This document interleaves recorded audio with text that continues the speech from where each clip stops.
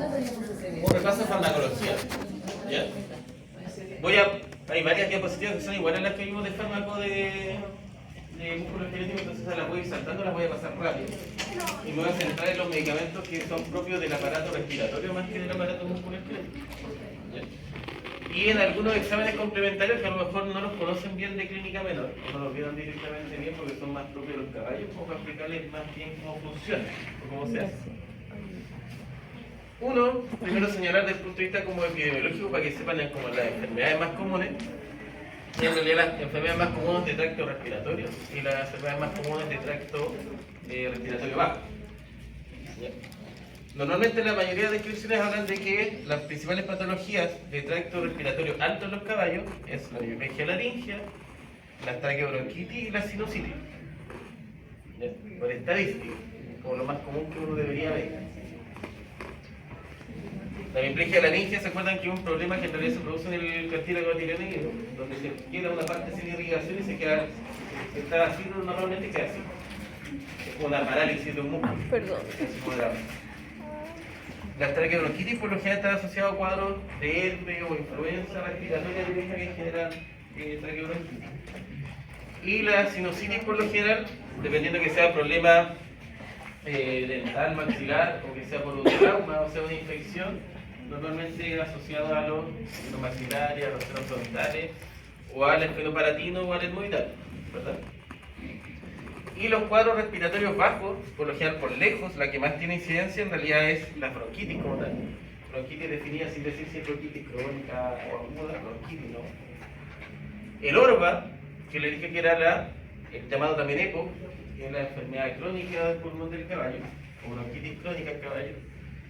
Y la influenza también, solo que la influenza como influenza sola, ¿verdad? Sin meter al herpes ahí, ¿verdad? La influenza que afecta más que todo y que termina en neumonía, que afecta todo el parénquima pulmonar. De los exámenes, ¿qué es importante? Me gustó harto eso como esa imagen, porque ejemplifica bien con colores más o menos para qué sirve cada uno de los exámenes complementarios que usamos para aparato respiratorio en equipo. ¿Ya? Uno, piensa que por ejemplo la radiografía, normalmente la radiografía me va a servir solamente para evaluar cabeza, sinusitis, cosas por el estilo. ¿Por qué? Si bien ya vio radiografías, por lo menos la parte física de la radiografía, ¿no? ¿Vieron lo que es kilovoltaje? Kilovoltaje y profundidad del rayo. Claro, poder de penetración. ¿Cuál es el tema de los caballos? Que normalmente para el equino lo que yo uso son los equipos de rayo portátiles, ¿verdad? Que se pueden andar trayendo, llevando y irte por cualquier lado. Esos equipos portátiles tienen la particularidad que la gran mayoría tienen un potencial de kilovolts como de 90 aproximado. Eso implica que no tiene un gran rango de profundidad. ¿Ya? ¿Me sirve para pata? Sí. ¿Me sirve para ver los senos nasales en la cabeza de un caballo que tiene como así un grosor? Pongámoslo así, sí. Pero si quisiera sacar una radiografía de pulmón, donde la caja torácica del caballo es así, no llega. No tiene la potencia el rayo para atravesar todos esos tejidos directamente, sino que queda como a la mitad, entonces me sale borroso.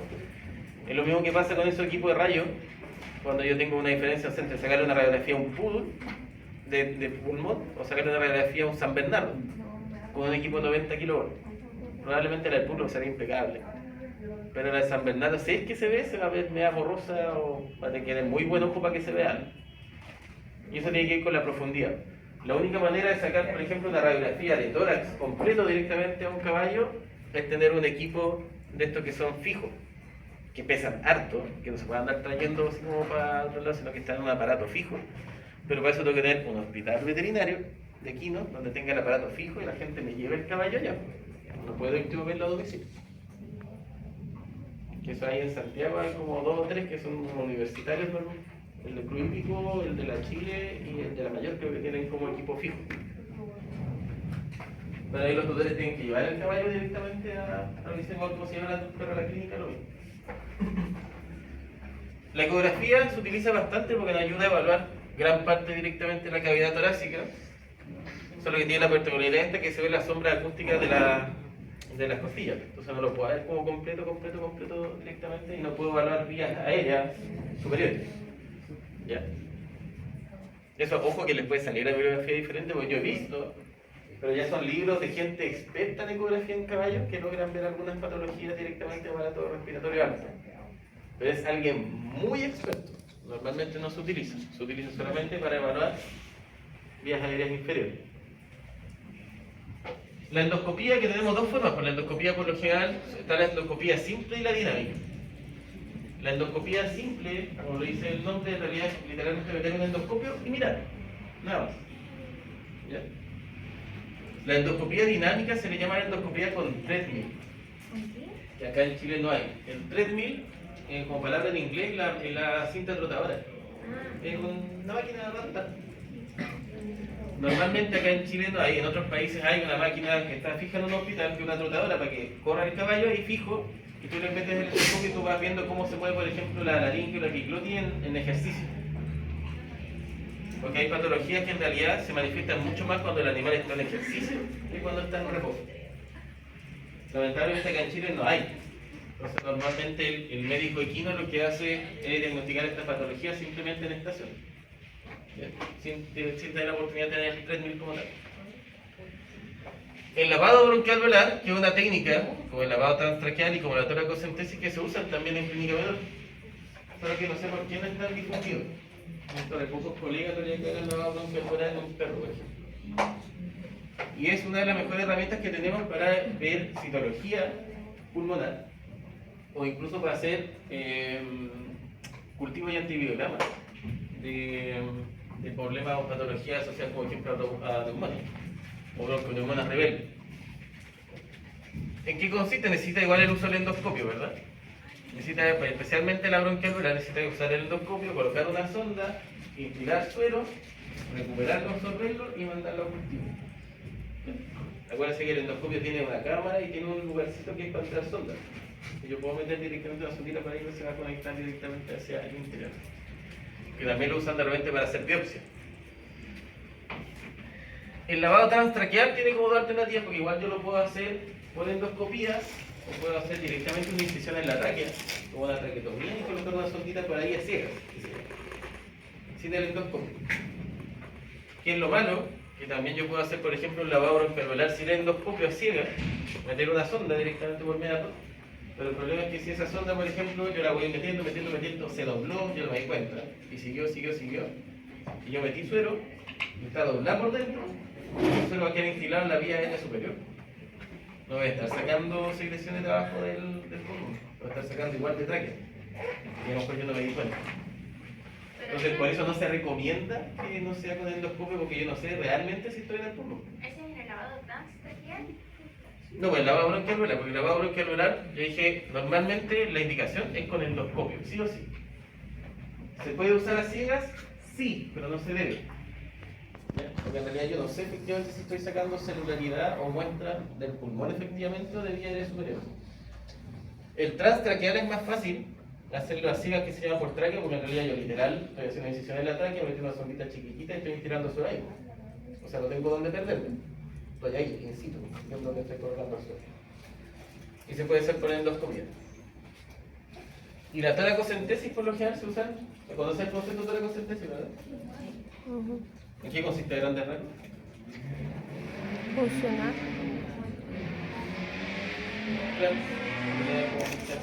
Con una glándula que traspaso directamente y sacar líquido directamente de la pleura, ¿verdad? O de la cavidad torácica.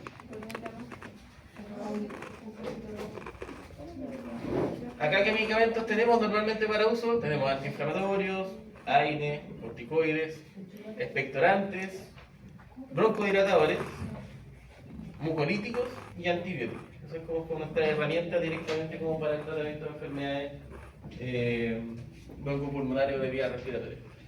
¿Qué característica tiene? Que acá sí el corticoide es más aliado. ¿Ya? Lo usamos más y más justificadamente que el músculo esquelético. Lo que le dije músculo esquelético no tiene mucho sentido, excepto que sea para tratamiento intraarticular, que son los corticoides de depósito. Pero el uso de corticoides para una enfermedad musculoesquelética no tiene mucho sentido, tiene más contra que beneficio, y puedo usar perfectamente un AINE selectivo y no genera esos problemas. ¿Verdad? En cambio, las vías respiratorias por lo general hay componentes que son alérgicos. No sé si se han fijado que en medicina manda pasa lo mismo. Manda a alguno de tener algún pariente que sufre bronquitis crónica, o que cuando empieza la época de invierno le vienen como las alergias junto con las neumonias y es como asociado, o sea, tienen que usar como antibióticos corticoides porque es como asociada a la enfermedad. Por eso se justifica un poquito más, en ese sentido. El uso de corticoides, por lo menos para tratamiento de vías respiratorias.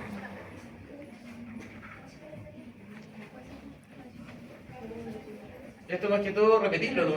Que se acuerden cuáles son los antiinflamatorios selectivos, o sea, no selectivos, los que son selectivos, y los que son glucocorticoides, ¿verdad? Yo tengo que tener en cuenta principalmente los pacientes con EPOC o con ORVA, que son pacientes viejos. Tengo que tener en cuenta que sea un animal, por ejemplo, que no tenga síndrome metabólico lequino. Casi creo que lo pasaron en medicina interna, ¿no? Síndrome metabólico lequino. No. ¿Se acuerdan a qué enfermedad está asociado? Es un conjunto, ¿verdad? Diabetes, ¿ya? Cushing también. Como alta Síndrome enfermedad metabólico. endocrinológica, como que un pack. Pero se fijan que, por ejemplo, ya es un animal con síndrome metabólico equino, ya tiene, y si tuviera época aparte, ya tiene contraindicado su corticoide.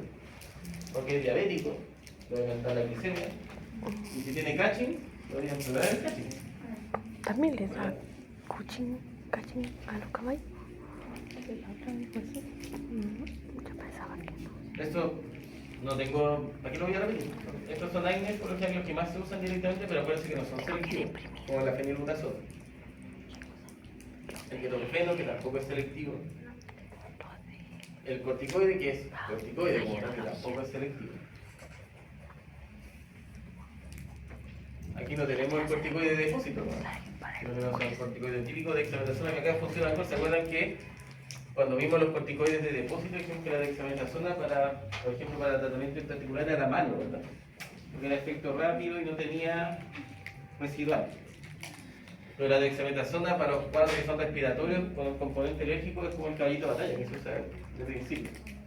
Porque lo que quiere es un efecto rápido para que el animal pueda como en realidad respirar mejor al tiro o baje la inflamación rápida. ¿Qué medicamentos tenemos acá para el tratamiento de cuadros respiratorios que no lo habíamos visto en músculo esquelético? Por ejemplo, la bromexina, que es un expectorante. Yo siempre he dicho que en realidad está mal nombrado expectorante, porque en realidad no es que expectore. ¿Qué hace la bromexina? La bromexina, esa cuestión me la daban cuando yo tenía todo. ¿Qué función tiene como a grandes rasgos? ¿Pero de qué manera?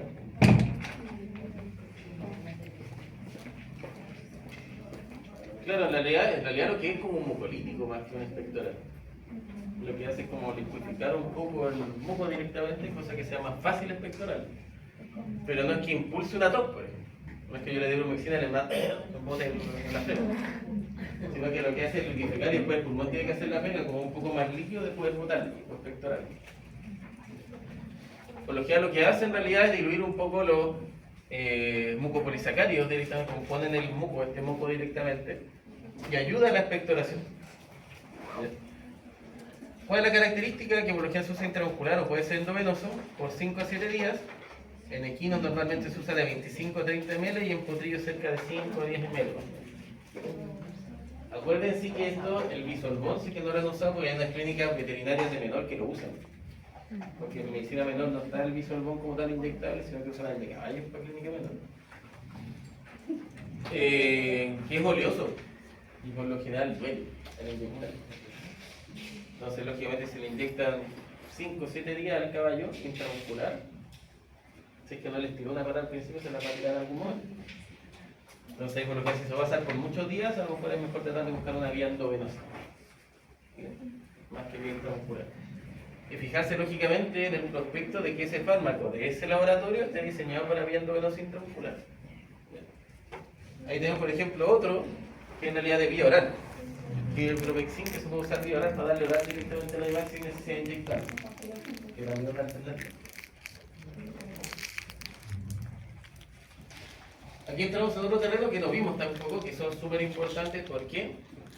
Porque la bromexina, si ustedes me dicen, piensan que puede ser doping.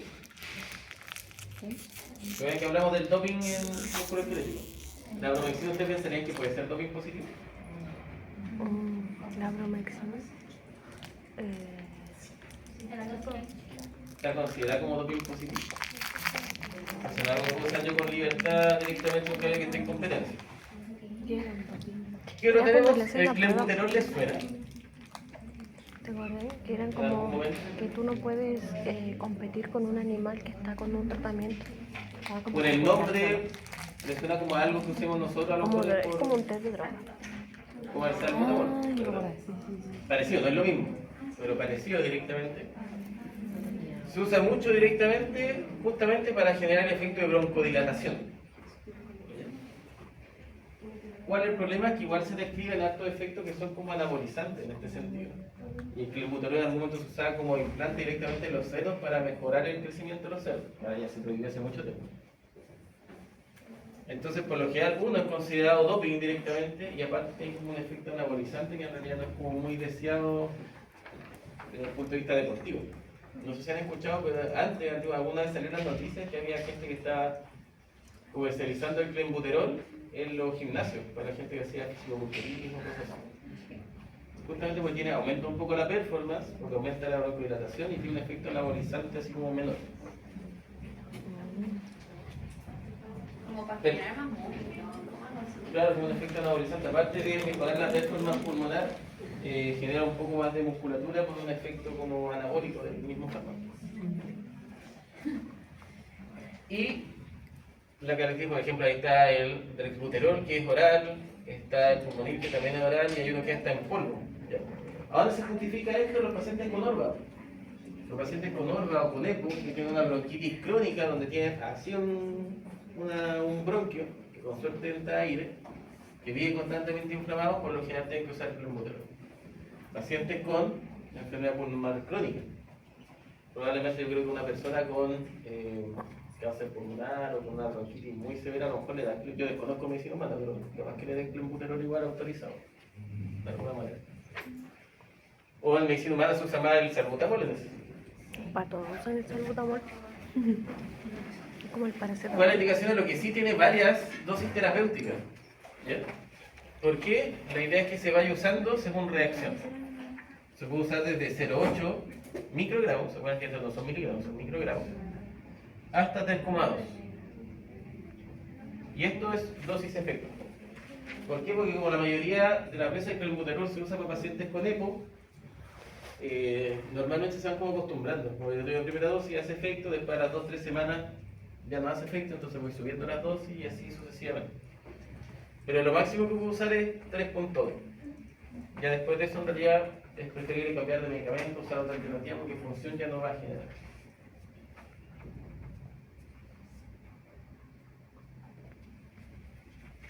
¿Qué otro tenemos? Broncodilatadores del punto de la metilsantina. Y la metilsantina en realidad lo vimos la vez pasada que está la teofilina y la aminofilina, por ejemplo. Están relacionadas, por ejemplo, con la teobromina. Que dijimos que era del cacao, ¿verdad? O del café. Entonces hay mucha gente que usa directamente el café como un broncodilatador. Un efecto secundario que genera un poco de broncodilatación. Y a los caballos les dan también justamente para generar ese efecto para aumentar un poco el performance en competencia. Pero el problema es que también tienen contraindicaciones desde el punto de vista cardíaco. ¿Y la aminofilina les suena? Aminofilina. Que se están ampollando o inyectando. La aminofilina se usa mucho, o se usaba, no sé si estará usando todavía, no soy especialista en felinos, se usaba para asma felina, como inyectable, como medicamento inyectable para los gatos, justamente para generar broncodilatación. El asma es una de las características que se cierran los bronquios y quedan así como chiquititos.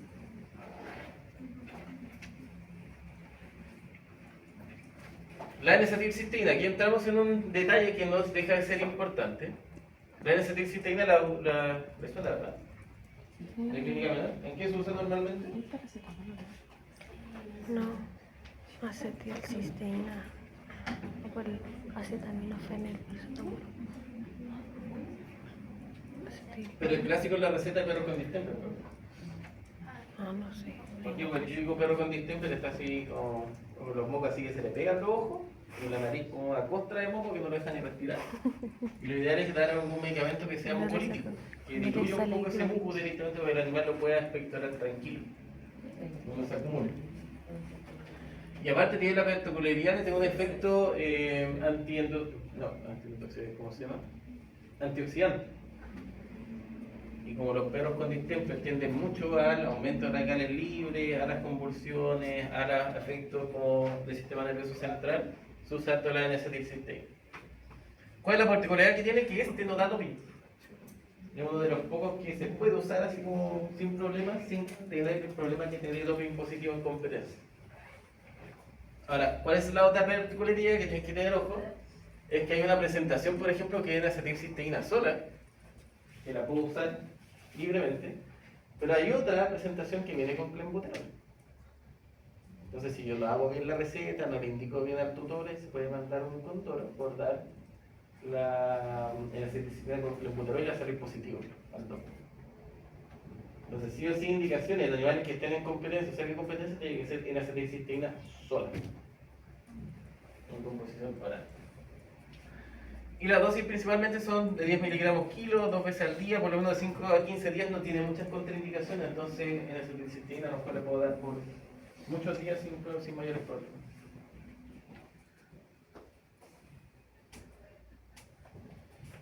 De los medicamentos, de los antibióticos, ¿qué particularidades tenemos en el sistema respiratorio? Es que al contrario de músculo esquelético, que le había dicho a lo mejor que las penicilinas no sirven mucho para cuadros musculoesqueléticos, para los cuadros respiratorios andan bastante bien, como un caballito de batalla directamente para los respiratorios.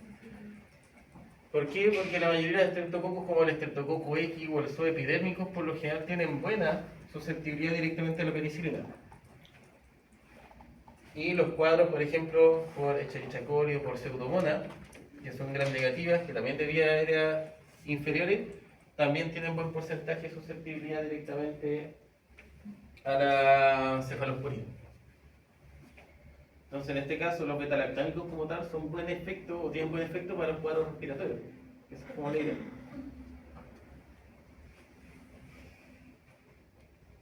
Ahí es como un resumen en realidad de muchos antibióticos directamente, pero es como un resumen para que se vayan ubicando en las dosis, ¿no? Era sería como para la prueba o para cuando hagamos como casos clínicos. Uy, a la mala. Esto también lo había visto en la clase pasada. Acá en este caso, ¿qué tórula usaría? Si quiero sacar secreciones de respiratorio, por lo tanto, un cultivo. La azul, ¿verdad? Porque la roja dijimos que era más como para aislamiento de coli fecal.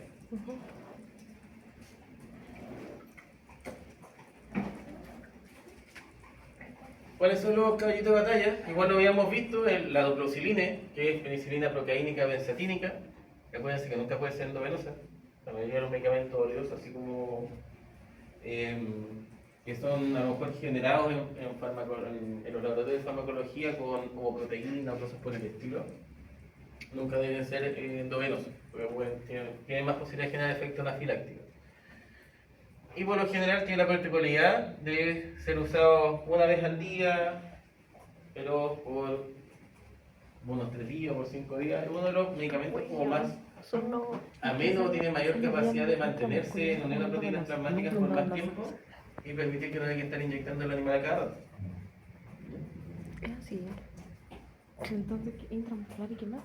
Profe, El otro que en la diapo anterior, ¿sería solo vía intramuscular? sí, Ay, es que dice o endovenosa y después dice nunca endovenosa. es que por eso, así sale en el prospecto. Ay, Entonces, por eso les dejé eso ay. jamás endovenoso, porque no sé por qué, pero en el prospecto ese medicamento dice, no sé si era un error de fábrica, pero dice intramuscular o endovenoso.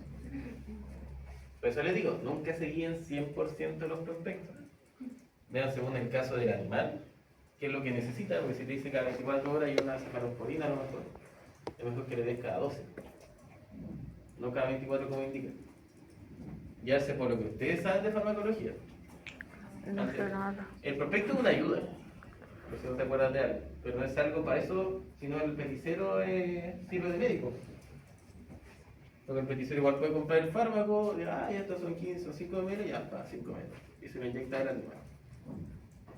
¿Cuál sería la diferencia entre nosotros y el peticero? No nos parece todo porque tenemos criterio y tenemos otro tipo de información que nos ayuda a tomar decisiones. ¿Sí? Para que tengan cuidado con esas cosas. Es que recién igual dijo que había que leer el prospecto. Pero no se acuerdan que esto yo también se lo hablo, que en realidad tenemos algunos medicamentos que justo para vías respiratorias también nos ayudan harto, porque son penicilinas asociadas directamente a corticoides. Entonces tenemos un pack de 2x1, especialmente en animales que tengan, por ejemplo, bronconeumonías secundarias a EPO. Puedo estar tratando la bronconeumonía y tratando el EPO al mismo tiempo con una sola inyección. También vía intramuscular o endovenosa. En realidad endovenosa las penicilinas por lo general nunca se han recomendado.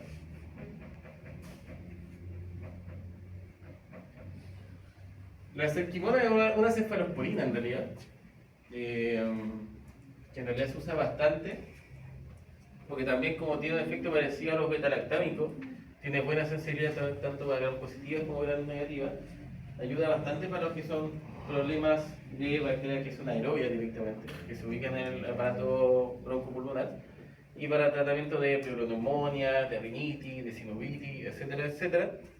Solo que acá que por lo general también te indican es cada 24 horas y si se acuerdan la mayoría de las cefalosporinas, si no son todas, son todas cada 8 o 12 horas, ¿verdad? Igual que la amoxicilina, ¿verdad? Nunca han sido cada 24. Entonces para que tengan ojo, si un paciente que tiene como una bronquitis chiquitita, no tan severa, denle cada 24. Pero si un animal que ustedes ven que está con una broncotomía severa, dejó de comer, está con leucocitosis, con fiebre, denle cada 12.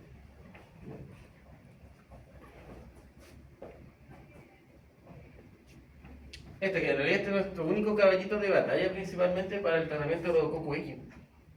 El Rhodococcus X, como les dije, tiene la particularidad de ser muy resistente directamente a antibióticos y principalmente genera abscesos directamente en la cavidad pulmonar. Entonces, uno de los antibióticos registrados con mayor cantidad de que tiene mayor porcentaje de susceptibilidad bacteriana al tratamiento es la citromicina. No sé si se acuerdan, pero la citromicina, para el tema de los tratamientos de neumonía post-COVID, era como el caballito de batalla que se estaba usando en los hospitales. Entonces, es una de las que tiene mejor llegada y mejor espectro para vías respiratorias. En bronquitis también. Bronquitis crónica o que está pasando con neumonía también. Claro, se usa de repente, no sé, le dan primero amoxicilina ya, si se le pasa, si no se le pasa, entonces pasan a la citromicina. Bueno, el problema es que acá no existe citromicina para caballo. Tampoco para perros, de hecho. ¿Qué opción tenemos? Para un perro es más fácil porque puede usar la citromicina de uso humano, que viene como a 500 miligramos creo la pastilla y viene como en sachet como de 6, si no me equivoco. El problema es que si yo le digo que la citromicina es a 10 miligramos kilo en un caballo, pongámosle un caballo chico, pesa 350 kilos. Un caballo chileno y chico. Debe ser 450, si un Holstein de salto 800. Entonces pongámosle 350 por dar un número. ¿Cuánto sería la dosis para ese caballo? ¿Cuántos miligramos? Una fábrica. 350 por qué.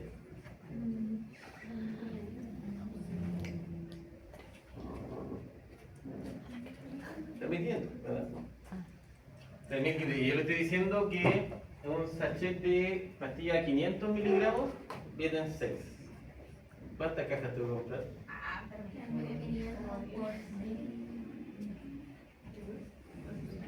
En una caja tengo 3.000. Me faltaron 50 incluso. Entonces, para una pura dosis, tengo que comprar 2 cajas. Me cuesta como 3.500, ¿no?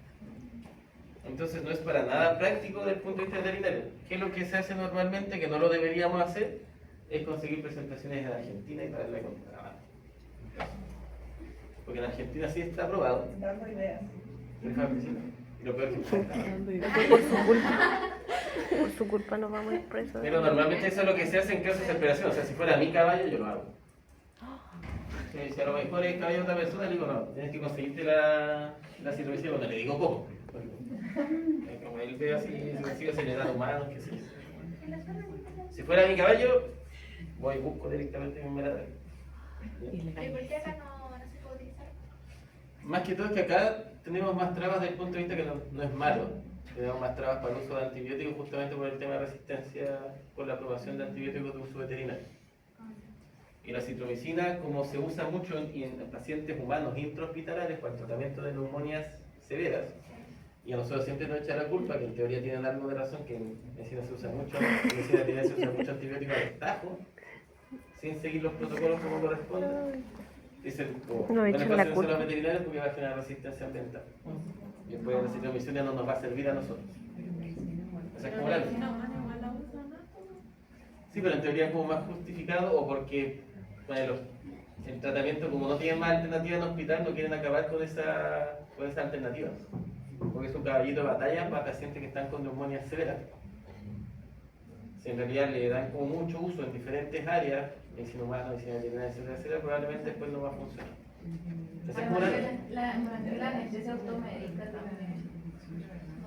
¿Y cómo se la trae en el avión ahí? El auto.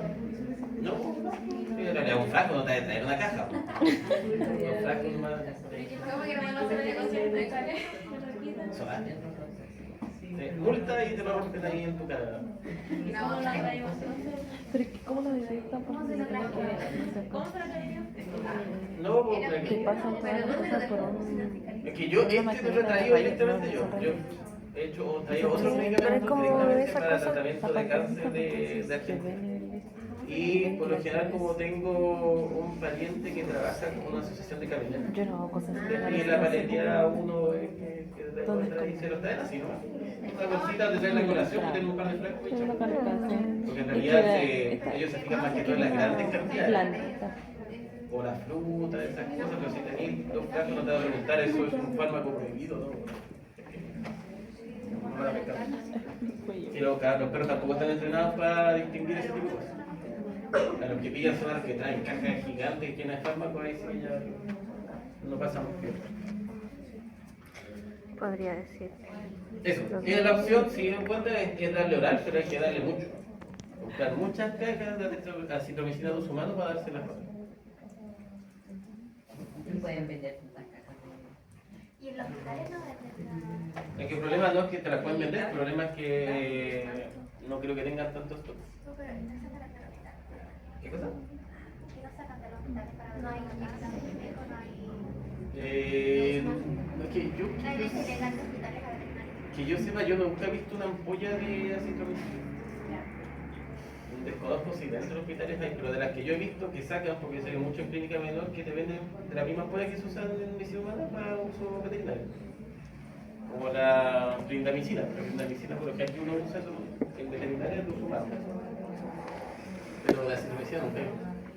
No sé si existe. Ay, ese era el salto punto. Eso, y aquí, bueno, más que todo, volverles a recalcar que en realidad lo que agregué acá es el tema de la bromicina, que también es doping, el buterol, que también es doping, y la N-acetilcisteína, que es la diferencia que no hace doping, ¿verdad? En ninguna de las categorías, siempre cuando esté sola. ¿Ya? El resto de esto es lo mismo que habíamos pasado en clase. Que la aminofilina es doping, la cafeína es doping, los AINES, como la fenilbutasona y el ketoprofeno, también hacen doping positivo, que no se tienen que usar en animales que estén en competencia. La estadística que le había dicho en realidad de los medicamentos, donde en realidad lo que más se usa por lejos, lo que más da doping positivo es el uso de cafeína, porque los tutores normalmente le dan, o para mejorar el performance pensando que no... Pero ¿cómo se lo dan así como ¿Café? o disuelta o No, café.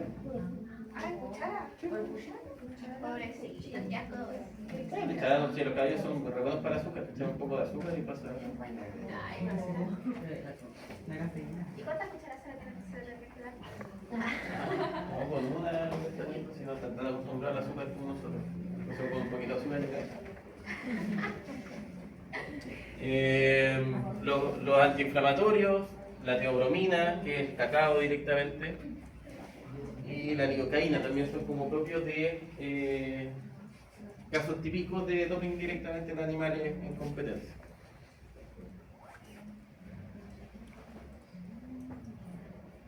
A ver, otro fármaco que me faltó acá, que también se usa harto, pero lo vamos a ver cuando veamos hemorragia inducida por el ejercicio, es la furosemida, que también da doping positivo, que es un diurético. ¿Por qué la ¿La furosemía? Sí. Porque en teoría, ¿qué efecto tiene la furosemía? Diurético. Diurético. Ah, entonces no hace mal. Claro, en teoría yo no creo que funcione tanto. En los caballos sí funciona en el sentido de que ¿qué estás haciendo tú? Tengo un animal que a lo mejor siempre hace hemorragia inducida por ejercicio. Y yo digo, ya, sabes que lo voy a chicatear para que pueda correr y no me haga hemorragia inducida por ejercicio. Entonces le doy furosemía. Pero es una ventaja competitiva. Ese animal no debería competir porque tiene hemorragia inducida por ejercicio. Ah, pero ya siempre Pero- lo tiene. Lo No tiene es como para directamente. prevenirlo. O sea, lo pueden usar para prevenir si es que no saben. Lo pueden usar como preventivo. Pero ¿y qué hace la furosemida en ese cuadro? Que... En teoría va a controlar la presión, porque va a hacer la presión. Acuérdate que la furosemida se usa aparte de diurético, se baja para bajar un poco la presión porque tú disminuyes un poco el volumen circulante de plasma o de suelo. Entonces baja un poco la presión sistémica. La mayoría de las personas que tienen alta presión toman furosemida, toman enalapril, etcétera, etcétera, que son medicamentos que son propiamente diuréticos y ayudan secundariamente a bajar la presión.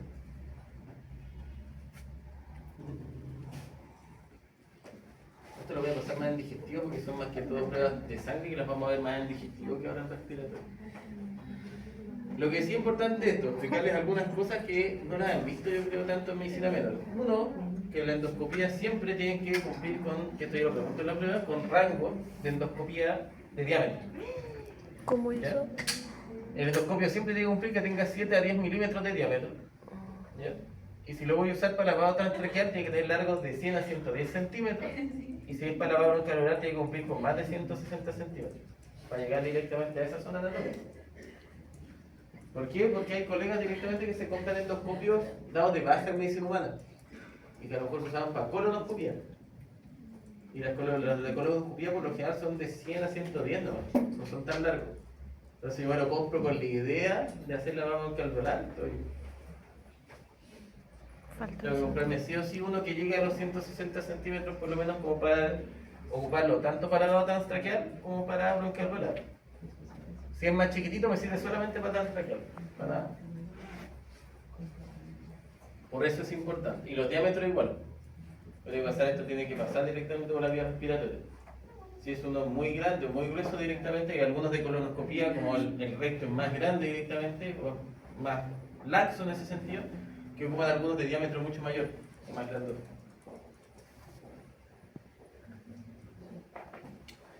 Siempre tienen que pensar que la endoscopía normalmente se debería hacer sí o sí con sedación. Pues estoy manejando un equipo que viene con una cámara dentro del trabajo, entonces no puedo hacer que pelear con el animal que esté moviendo para arriba, para abajo, para el lado, que tire la cabeza para cualquier lado, sino que ojalá lo más sedado posible y en brete y con un puro de manipulación. El puro por lo general se acuerdan que aprieta directamente el labio, directamente genera un estímulo de dolor y aparte genera un cierto nivel de sosiego directamente en el caballo. Se lo dejo de tarea porque ayer alguien me lo preguntó y yo tampoco me acordé, que en realidad el efecto del puro genera segregación de una hormona como tal, que es el que genera el sosiego, porque aparte genera dolor, entonces la parte del tipo que le duele, pero aparte le genera sosiego porque hay un estímulo hormonal, no me puedo acordar de qué, que me lo preguntó una compañera y que no me acuerdo. Así que se lo dejo de tarea para que lo vean ustedes.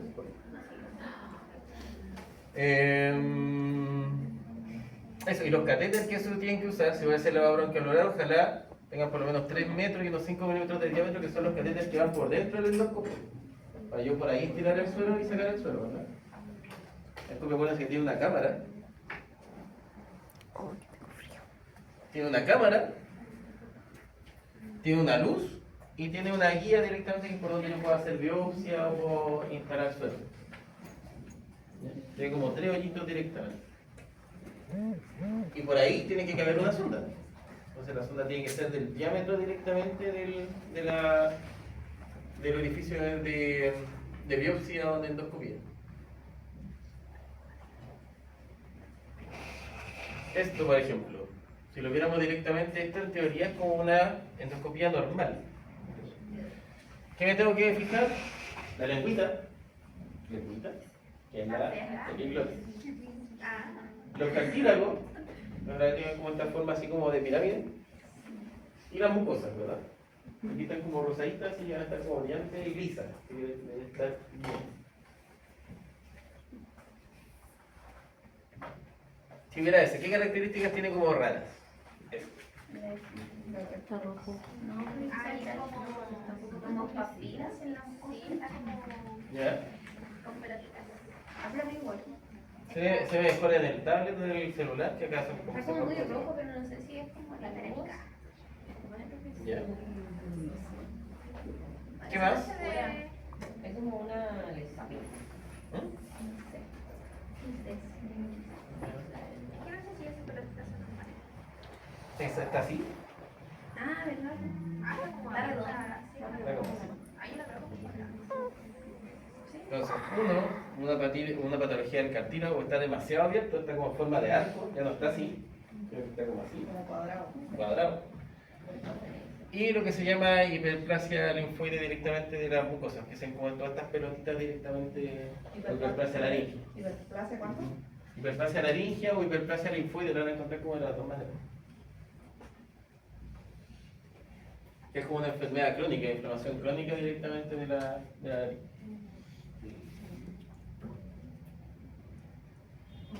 Esas dos. No está redonda. La Sí. Está redonda. No está en ninguna de las dos está la epiglotis de partida, no está la lengüita. Tiene como bolita alrededor. Sí, Ese está Sí. ultra infectado, sí. súper feo. Pero es Ay, mira, ya no sé. ¿Y esta parte de la falta epiglotis qué otra característica tiene? Tiene como pelotita. Sí, la La parte misma roja. hiperplasia de la Pero pasada. también Pero es son como más blanquecinas. ovalada, así como, en vez de ser así, como No es puntúa piramidal. hacia dorsal y ventral, es como puntúa hacia laterales. Ya está como más alargada. directamente. Parece un volantín. Entonces es como patología. Pero ¿y por qué no está la glotis? ¿Por qué están tan buenas? Eso por lo general es por el entrampamiento epiglótico. En el epiglotis se va hacia adentro. Y queda atrapado. Sí. La glotis cuando está por, Por lo general por el entrampamiento epiglótico. como que se devuelve. Sí, o por ese motivo, no sé, cuando llevaba por ir corriendo a máximo y se fue para adentro y se quedó atrapada para el otro lado. Como la vuelta. No, normalmente, pero es quirúrgico. Te hacen como una incisión y se vuelve y le colocan puntos o le dejan por ahí. No gusta se duele eso.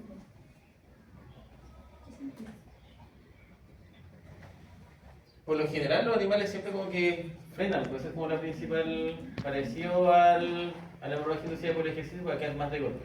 La hemorragia inducida por el ejercicio la verdad se frena y por lo general tienen como ataques de tos paroxística, por ejemplo.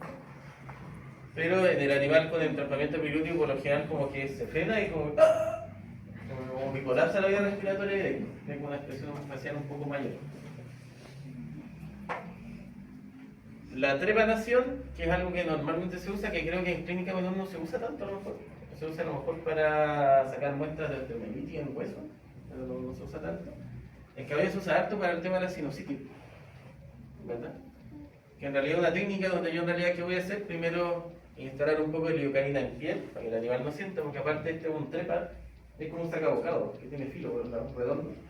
Si yo hago esto en la piel, lo que voy a hacer es un torniquete, como, bueno, yo no es guachi, cuando te hacen así, ¿no? Un pellizco, ¿no?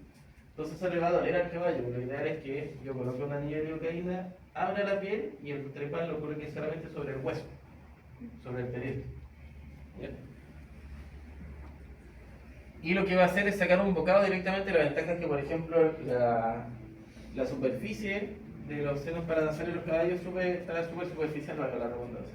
Hay un poquito nomás de piel, no hay mucho tejido subcuticular o grasa acá, sino que es como piel y al tiro hueso. Entonces yo al tiro puedo colocar el trepa y hacer el sacabocado y sacar un pedacito de hueso, pasar al tiro así como ¡pum! Y ahí dejo destapado el seno paranasal para que drene, para sacar muestras o para incluso limpiar con suero. Justamente para esta sinusitis normalmente se usa bastante. Tengo dos zonas sí para poder hacer el trepa, que lo puedo hacer por la zona lateral directamente. Lateral, cuando son infecciones del seno maxilar. O lo puedo hacer por medial y frontal del ojo, cuando es infecciones de los senos frontales. Solo lo puedo usar para tratar maxilar y frontal. No puedo hacer una trepanación para el seno etmoidal o el esfenopalatino, porque está mucho más profundo.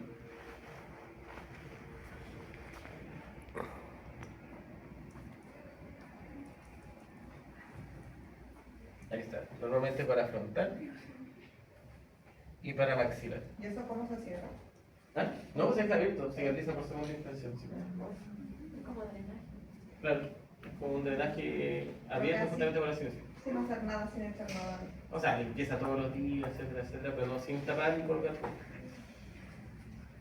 Si es chiquitito, no es tan grande. Ese que esto es, miren ese bisturí y ese dedo. Es el de una persona. Es así. Se va a demorar lo mismo que se va a demorar en cicatrizar la herida, porque si un absceso, por ejemplo, se demora como 14, 21 días cicatrizar por completo hasta que pasa la infección y se regenera el tejido y todo. Lo mismo se va a regenerar. El único problema es que el tejido óseo se va a demorar un poquito más. No se va a cicatrizar la piel, se va a cerrar solo, por segunda intención, se va a cubrir con tejido de granulación, pero el tejido óseo va a quedar un poco abierto. Claro.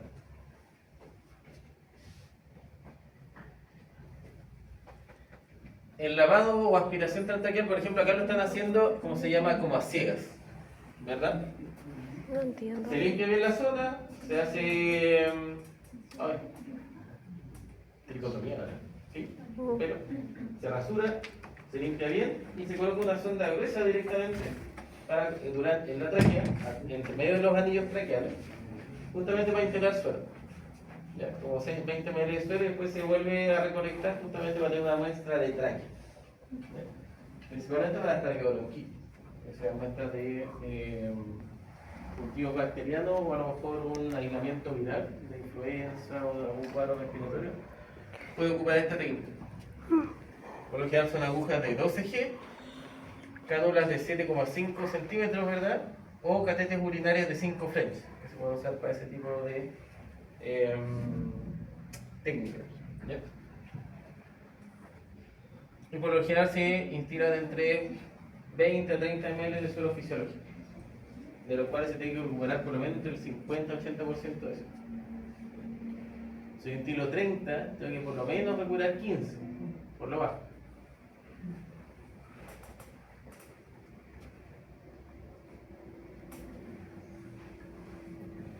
Se ve ahí, ¿verdad? De la jeringa, hice la incisión, pasé por entre los anillos traqueales, la sonda queda hasta ahí como a esa altura directamente y de ahí saco la muestra. Eso es fácil. Sí. No es difícil como tal. Pero no es Porque en riesgo realidad se que sienten los el anillos líquido, traqueales entre medio, entonces no es que el difícil. líquido escurra hasta el pulmón. No pasar para el otro lado. No, es casi imposible pasar. Tendría que ser como muy brusco, porque en realidad ya... A ver, pasar por el anillo, por entre medio de la tráquea, entre medio de los anillos, genera resistencia. Entonces tú no vas a poder decir como, sino que en realidad tienes que presionar y de repente pasa. Pero pasar de largo tienes que estar como así, claro. Así con toda la fuerza y va a pasar de largo, es casi imposible. Entonces estas cosas, igual que la toracocentesis, lamentablemente la única forma de que aprendan es hacerlo, no hay de otra. Y les va a tocar, por lo general no lo van a aprender, yo creo antes, a la gran mayoría de los médicos nunca les tocó hacer una toracocentesis hasta que les tocó hacerlo. Lo único que pueden hacer es practicar con cadáveres, ¿verdad? Sería alguna oportunidad con No hay.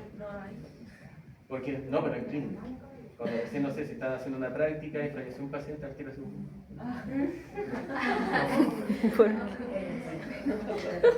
Es la única manera. Así aprendieron casi la mayoría de los cirujanos antiguamente. Se habla el tema del tabú que hay con el manejo de cadáveres, es complicado. Porque la gran mayoría de los cirujanos, de hecho antiguos, de veterinaria, donaban cadáveres, quedaban en la clínica, después los abrían y practicaban con esos cadáveres directamente y después los enterraban o los quemaban. Hoy día como que todas esas cuestiones como súper tan juntos no se puede usar y complica más el proceso de aprendizaje. Portadores de un color. Lo importante sí es que siempre hagan la incisión primero, de piel, para que tengan bien expuesta la tráquea antes de...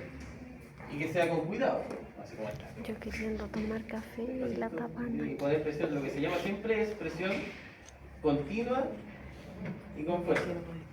No estar así como tratando de pulsar al animal, sino que ir presionando así, de poquito, hasta claro.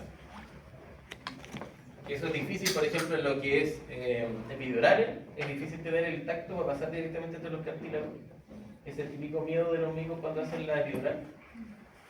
Que te cuesta, porque en realidad no es como que entre al tiro, sino que estés haciendo presión hasta que de repente pase y va a ser como de una.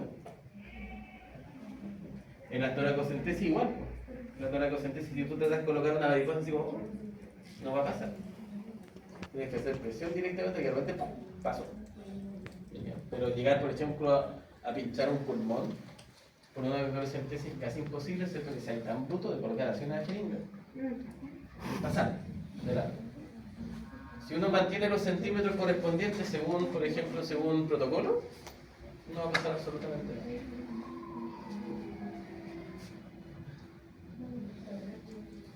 Por endoscopía es diferente. Por endoscopía por lo general voy a usar la misma cánula, solo que uso endoscopios de 110 centímetros de largo, con 8 a 10 milímetros directamente, y aquí uso el catéter French porque necesito el largo de los 110 centímetros, ¿verdad? El otro era la cánula, no más chiquitita. En este caso necesito que atraviese 110 centímetros, entonces tiene que ser mucho más largo, tiene que ser un catéter urinario largo. Si me genera tos paroxística, debería, ojalá, por el mismo endoscopio instalar lidocaína. Si voy pasando con el endoscopio y al animal le empieza a generar reflejo de oxígeno o tos paroxística, el hecho de estar en el endoscopio ahí, por lo general se recomienda usar lidocaína. Y ahí refleja, por lo menos disminuye el reflejo de tos y me deja hacer la endoscopia más tranquila. Y lo mismo, solución salina, 20 ml y recuperar por lo menos el 50-80%.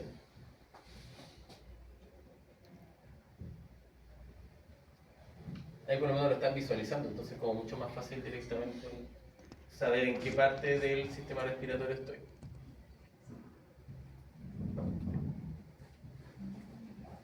Acá por lo general lo que uso es sedación sistémica, también con silacina. Lo que sí tengo que tener en cuenta en los tapados bronquiolares que tengo que tener más de 160 centímetros de largo directamente, 8 a 10 milímetros de largo, y el catéter también del French tiene que ser lo suficiente, porque tiene que ser de 5 French, pero tiene que tener más de 160 centímetros, porque tiene que pasar del endoscopio, ¿ya? Tiene que ser más largo que el endoscopio. Por eso se recomienda por lo general de 2 o 3 metros de largo. Se usa la misma técnica en caso de tos paroxística, solamente otra diferencia grande que hay es la cantidad de suero. Cuando son lavados bronquiolares se usa de 50 a 300 ml más o menos. Y también se tiene que recuperar 50, como 80 o 50% del suero ya inspirado. Ahora, ¿qué características tiene que le pongo aparte? Acuérdense, si por ABC motivo yo hago un lavado bronquiolar y tengo presencia de espuma debido a la presencia de surfactante pulmonar, por surfactante pulmonar una característica es como una espumita. Y de hecho se ve mucho en los pacientes fallecidos con problemas respiratorios severos, que después de que fallece tuvo que por la nariz que corre una sustancia que no es sangre, sino que es como rosado, claro, y tiene espuma.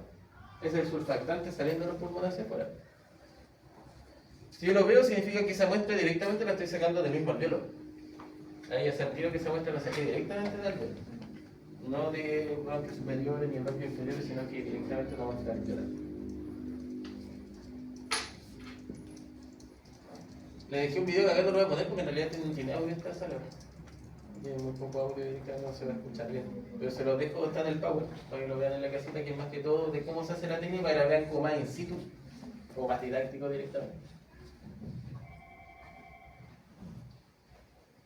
Eso significa que, por ejemplo, la sonda es mucho más larga, ¿verdad? Para que logre pasar todo el endoscopio, que mide 160 centímetros y llegue más allá todavía. Porque hasta acá llega el endoscopio, hay que pasar directamente más. Por lo general de 2 a 3 metros. ¿Ya? Y lo mismo la técnica será más que todo como para que tengan, en caso de hacerlo, por ejemplo, a ciegas, sin endoscopio, es la complicación. Yo decía, si yo lo hago a ciegas directamente, la única forma de saber que estoy en pulmones es tener la muestra con surfactante, ¿verdad? Pero si no, si se me dobla directamente la sonda, porque acá no tengo el endoscopio, estoy metiendo, por ejemplo, solamente la sonda, se me puede doblar en el trayecto, dar doblar en algún lado y al final irse devolviendo. Y al final estoy sacando una muestra, no sé, de acá arriba de la faringe, que se está devolviendo ya la sonda, y no necesariamente el pulmón. Entonces yo por lo general no la recomiendo mucho. porque no van a tener cómo saber si efectivamente estoy sacando muestra de pulmón o no.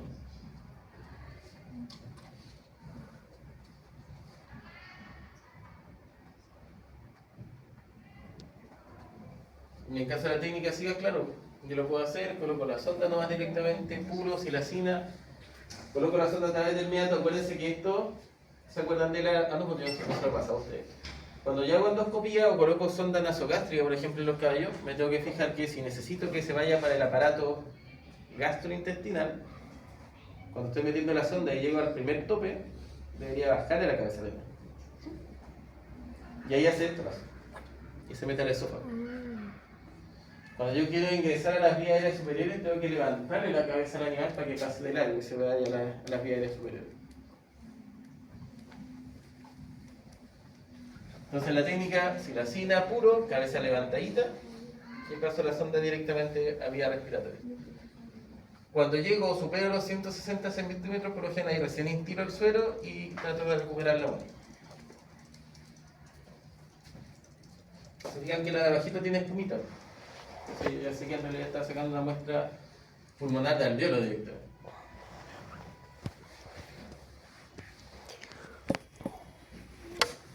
En la toracocentesis por lo mismo, siempre traten de guiarse por la técnica como tal. Traten de no improvisar mucho esto justamente para no tener problemas de poder llegar a, por ejemplo, funcionar pulmón. Es difícil, pero puede llegar a suceder. ¿Qué cosas tengo que tener siempre en cuenta cuando hago una toracocentesis? Uno, ojalá la preparación que se debería realizar entre el sexto y octavo espacio intercostal. Porque si lo hago muy adelante me voy a topar con el corazón. Si lo hago muy atrás probablemente no va a haber campo pulmonar muy grande, sino que va a estar pasando casi el diafragma. Entonces siempre entre el sexto y octavo espacio intercostal. Siempre se recomienda con lidocaína porque duele harto. Usar cánulas de 14-15 G con 13,5 centímetros de largo, ojalá no usar cánulas más grandes. Justamente para qué? Para tener la capacidad de pasar piel, pasar subcutáneo, pasar el músculo intercostal y no llegar hasta el pulmón. Pues si uso una de 20 centímetros, si hago presión y paso de largo, ahí sí puedo pinchar el pulmón. Puede pasar mucho más allá. ¿Cómo Entonces, hago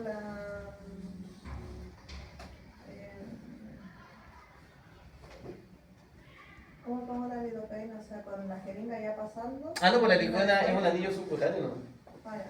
Claro, no puedo colocar como intramuscular, sino que es un anillo subcutáneo. Para generar analgesia al momento de atravesar la piel. El animal igual va a sentir cuando atraviese el músculo. Eso lo va a sentir igual. Es imposible, es como tratar de disminuir un poco el dolor, pero es imposible que sea totalmente indolor. Claro, yo pensé que era como infiltrando, así como. O sea que una infiltración, pero esa infiltración no logra llegar al músculo. Va a llegar solamente a cutáneo y subcuticular. Eso es lo que yo voy a estar infiltrando directamente, como hace un anillo.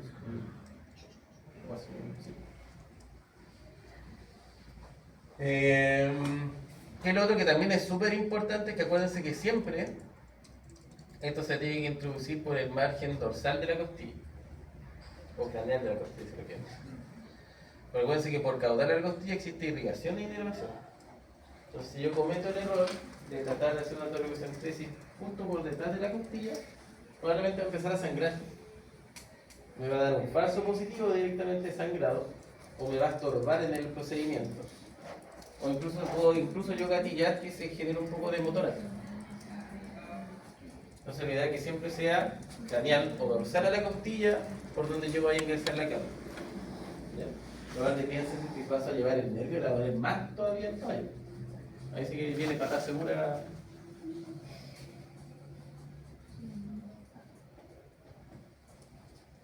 En las toracocentesis principalmente se usan para ver celularidad. Hay casos en que en realidad es como muy notorio, o sea, así la toracocentesis sale materia o transudado modificado como muy grotesco.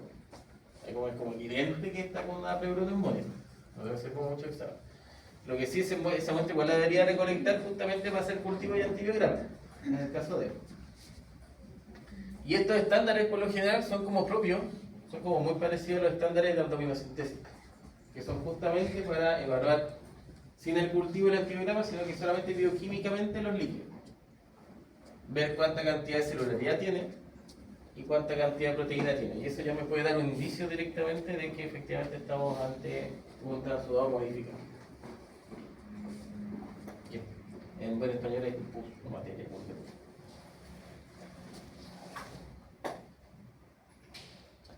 Y la citología, que la otra herramienta que se usa harto para el lavado bronquial velar directamente es para hacer citología. ¿Qué es lo normal que yo debería ver en citología? Usar tensión de Disquiff o Giemsa. Por lo general, Giemsa sí da siempre más detalle. Disquiff es el que típico tienen en todas las clínicas, que es más fácil, como de 3 pasos. El Giemsa es un poco más difícil, pero da muchos mejores resultados en la citología. Si pueden usar Giemsa, de hecho siempre les da mejores resultados que la típica, el Disquiff. Y se pueden tener los dos mejor, o sea que tengan una muestra colorada con Disquiff y otra muestra colorada con Giemsa. Por lo general lo que se va son células epiteliales columnares, cuboides, ciliadas del árbol bronquial, que en realidad son células que se fijan que son como si fueran alargadas, Parecen algas. con un núcleo a lo mejor no muy determinado directamente. Y lo ideal es que yo a lo mejor vea, por ejemplo, algún polimorfo nuclear. Por ejemplo, ahí veo un polimorfo nuclear. Pero es uno por campo, dos por campo. Si yo empiezo a ver muchos polimorfos nucleares, significa que es un proceso inflamatorio, ¿verdad? Puede haber presencia de macrófagos y polimorfos nucleares, pero en bajas cantidades.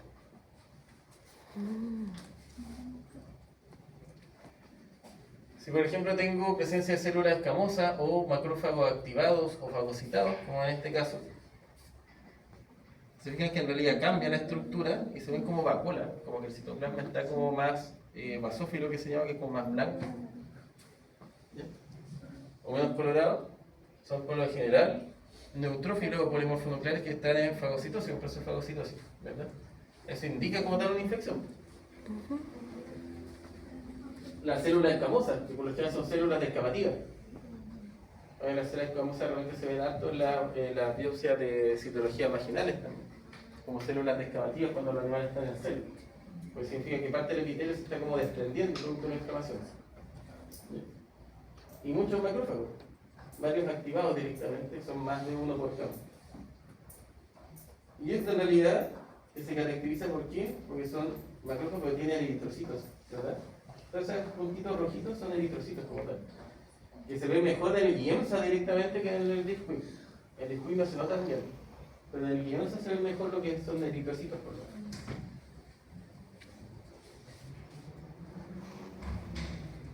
Acá que veo muchos polimorfos nucleares, demasiados, como muchos directamente. Y en esta homología lo que se ven también son, ¿qué serían esas cositas en citología? Cocobacilos, ¿verdad? Entonces ya tengo indicación. Uno, que hay un proceso inflamatorio severo con gran cantidad de infiltración de polimorfos nucleares. Y dos, que tengo cocobacilos, o sea, sí o sí tengo una infección. Sí o sí estoy con contenido bacteriano y contenido de células inflamatorias asociadas. ¿Ya? Y en este caso, por ejemplo, macrófagos que estén, ¿cómo se llama? Fagocitados o activados, seguro que eran. ¿Cuál es la característica principalmente que vemos en las citologías para descartar, por ejemplo, hemorragia inducida por el ejercicio? Es que hay una célula que se llaman hemosiderófagos, que es la única forma que yo tengo de garantizar 100% de que el animal tiene o no tiene hemorragia inducida por el ejercicio. En el caso de los grados 1. Y los hemosiderófagos normalmente La hemosiderina era el colorcito. se ven como macrófagos que están fagocitados y que tienen presencia de eritrocitos. Ah, Se tiene que ver así. Claro. O muy parecido. Lógicamente, eso hay que practicar la citología nunca se tenemos que tener las fotos de los libros. Entonces se necesita como un grado de expertise, trabajar ojalá, tratar en algún momento de hacer una práctica en una clínica que se usa citología. Porque eso se puede ver, porque las muestras quedan ahí, tú puedes seguir tratando de tratar el ojo, etcétera, etcétera, como para verlo mejor. Eso, chicos. Chicas.